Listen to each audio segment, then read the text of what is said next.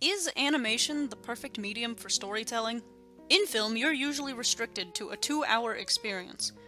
Sure, you can make sequels, but those can be hard to make and even harder to profit on. Print media is fine, it's kind of dying, but still fine. However, people tend to respond better to the audio-visual expressions. The more senses you can stimulate in someone, the better.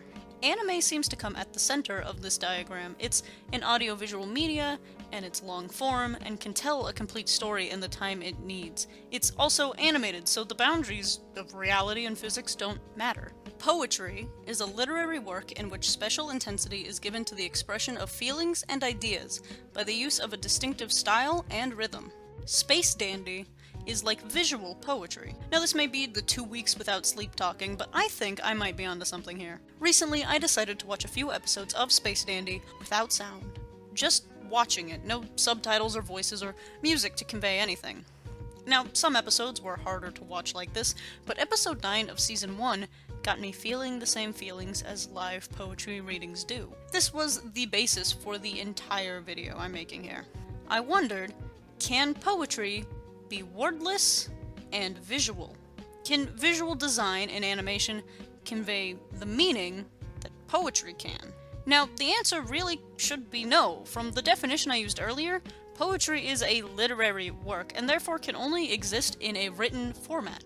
However, it's also used as spoken word when you recite a poem to an audience of some kind or even just record it. However, if you record spoken word poetry and post it online for people to listen to, is it still literature? I once overheard two people having an argument on if audiobooks are books. The main point they kept making is that what makes a book is in fact it is a book. On YouTube, you can find animations of spoken word poetry. It's always fun and interesting to see an animator take the words of one person and make it into something more tangible.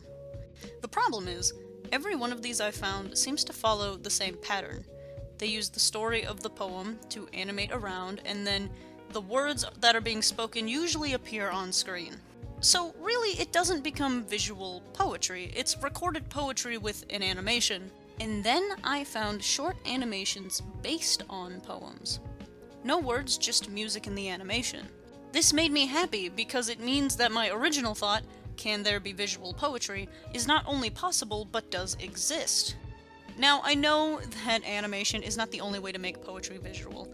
However, I find animation and poetry to be similar in the goals it's trying to accomplish. Also, animation doesn't need to follow the physical limits of film or stage plays, just as poetry doesn't need to always be a narrative or follow a form. If you pick up a book, any book, in a bookstore, there will be a narrative. This is, of course, excluding instructional books and cookbooks. I can see you wanting to contradict me, just hold on for a minute. Self-help books, history books, biographies, all fiction, scripts for plays, picture books, all of them follow a narrative.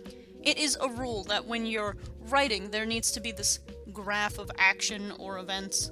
Now, if you've ever read poetry, they do tell story, but there are also some that are constructed in a way to just be felt. Even if the words don't necessarily make sense, people still feel it. So I feel like animation would be the only medium that poetry could accurately be adapted into, even though poetry is not really an easily adaptable thing. Yet I have seen anime that capture the feeling of poetry, the rawness and abstract passion that poems tend to have. Now, I can feel what you're thinking, Lee, this sounds crazy, anime is nothing like poetry, anime is all big tits and swords. And yes, while it can have those things, it doesn't always. Anime is an expressive thing.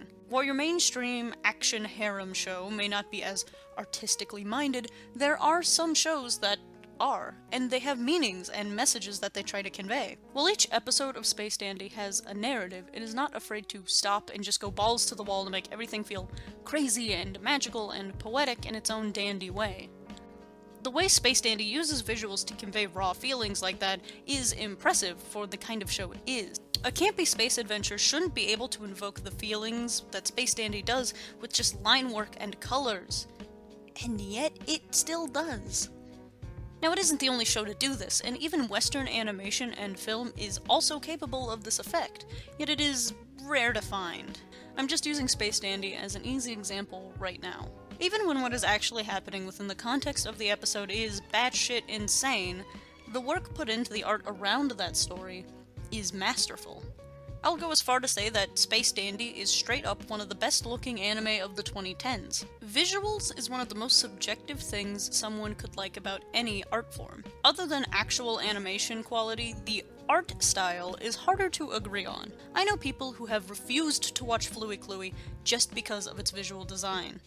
While there is a standard look for what anime is, I'd argue that the more classic anime verge off of what the standard is to create unique experiences. Now, standard-looking anime can still pull off some amazing things, but when a show's creators say, fuck it, that's when we get the Fluey Clueys, the Kill La Kills, the Princess Kaguyas, the Space Dandies, the March Comes In Like a Lion. Looking at them, they are, indeed, anime.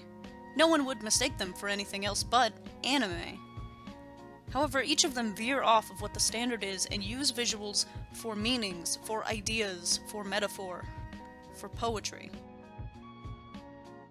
Thanks for watching, everyone, and if you liked this video, please give it a like and share it with anyone you might think would enjoy it. And tell me what you think about visual poetry down in the comments below. And subscribe for some more amazing anime content.